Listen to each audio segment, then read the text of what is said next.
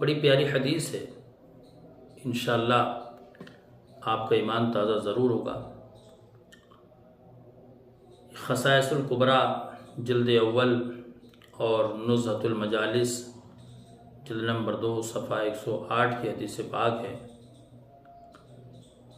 حضرت عباس رضی اللہ تعالیٰ عنہ ارشاد فرماتے ہیں کہ ایک دن میری ملاقات حضور اکرم نور مجسم صلی اللہ تعالیٰ علیہ وسلم سے ہوئی، تو آقا کریم صلی اللہ تعالیٰ علیہ وسلم کو میں دیر تک دیکھتا رہا اور میں نے پلک تک نہیں جھپکا۔ تو حضور اکرم صلی اللہ تعالیٰ علیہ وسلم نے ارشاد فرمایا، یا عمو حل لک من حاجہ، اے چچا دیکھتے کیا ہو، اگر کوئی بات پوچھنی ہے تو پوچھو۔ تو حضرت عباس عرض کرتے ہیں، یا رسول اللہ دل تو چاہتا ہے پوچھوں، ایک بات معلوم کروں، مگر خیال آتا ہے کہ وہ بات آج سے 40 سال پہلے کی ہے، شاید آپ کو یاد نہ رہی ہو۔ کملی والے آقا مسکرا پڑے اور فرمایا، اے چچا اگر 40 سال کی بات تم نہیں بھولے تو میں تو نبی ہوں۔ حضرت عباس رضی اللہ تعالیٰ عنہ عرض کرتے ہیں، یا رسول اللہ بات اس وقت کی ہے جب آپ کی عمر شریف صرف 40 دن کی تھی، آپ پالنے میں جھول رہے تھے، مگر رأیتک مخاطب القمر، میں نے دیکھا کہ آپ چاند سے گفتگو فرما رہے ہیں۔ عمر ہے آپ کی 40 دن کی، اور میں نے دیکھا کہ آپ اس 40 دن کی عمر میں پالنے میں جھولتے ہوئے چاند سے گفتگو فرما رہے تھے، باتیں فرما رہے تھے۔ تو حضور نے فرمایا، عباس مجھے پالنے میں باندھ دیا گیا تھا، میں نے رونے کا ارادہ کیا تو چاند نے مجھ سے عرض کی، آقا رونا نہیں ہے، کیونکہ اگر آپ کے آنسوؤں کا ایک قطرہ بھی زمین پر گر گیا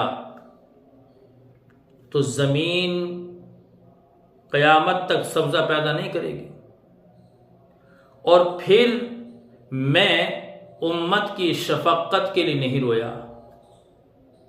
حضرت عباس رضی اللہ تعالیٰ عنہ ارشاد فرماتے ہیں، جب میں جانے لگا تو حضور اکرم نور مجسم صلی اللہ تعالیٰ علیہ وسلم نے ارشاد فرمایا، چچا یہ تو تم نے پوچھا تو کیا پوچھا، آؤ میں تمہیں اس سے عجیب بات بتلا دوں۔ میرے پیارے اسلامی بھائیوں، سنیے، اپنے آقا کی شان، اپنے آقا کا مقام اللہ کریم نے اپنے حبیب کو کتنی بلندیاں، کتنی رفعتیں عطا فرمائی ہیں، کیا شان عطا فرمائی ہے، سنیے اور ایمان تازہ کیجیے۔ اور وہ لوگ جو کہتے ہیں کہ نبی تمہارا درود نہیں سن سکتے، وہ بھی سنیں۔ میرے آقا کی قوت سماعت کتنی بلند و بالا ہے۔ آقا کریم ارشاد فرماتے ہیں، مجھے اس ذات کی قسم ہے جس کے قبضے قدرت میں میری جان ہے، کہ جب خدائے تعالی نے لوح محفوظ پر تقدیر کا قلم چلایا تو میں اس قلم کی آواز اپنی ماں کے پیٹ میں سن رہا تھا۔ سبحان اللہ۔ میرے پیارے، آپ کوئی چیز لکھیں، اس قلم کی آواز آپ کے کان میں نہیں آئے گی، لیکن قربان جائیے میرے سنی مسلمان بھائیوں، میری سنی ماں اور بہنوں قربان جائیے اپنے حبیب کی، اپنے نبی کی قوت سماعت پر کہ اللہ تقدیر کا قلم لوح محفوظ پر چلا رہا ہے، اور میرے اور آپ کے آقا اس قلم کی آواز کو اپنی ماں کے پیٹ میں سماعت کر رہے ہیں۔ اور فرمایا میرے آقا نے کہ جب فرشتے اور چاند عرش اعظم کے آگے خدائے تعالی کو سجدہ کرتے تھے تو میں ان کی تسبیح کی آواز اپنی ماں کے پیٹ میں سنتا تھا۔ سبحان اللہ۔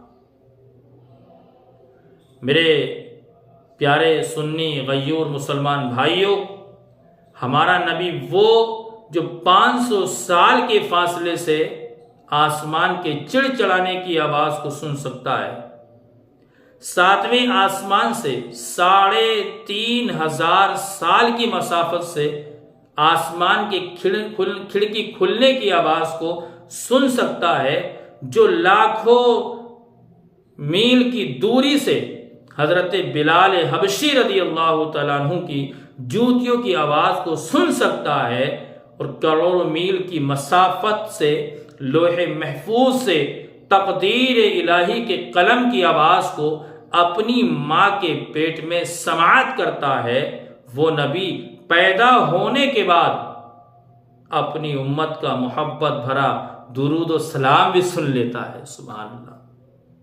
دیوانوں، آقا کی بارگاہ میں درود و سلام پیش کرتے رہا کرو، سلام پڑھتے رہا کرو، درود کا وظیفہ بناؤ، عادت بناؤ کہ روزانہ اپنے آقا کی بارگاہ میں درود پاک پڑھا کرو۔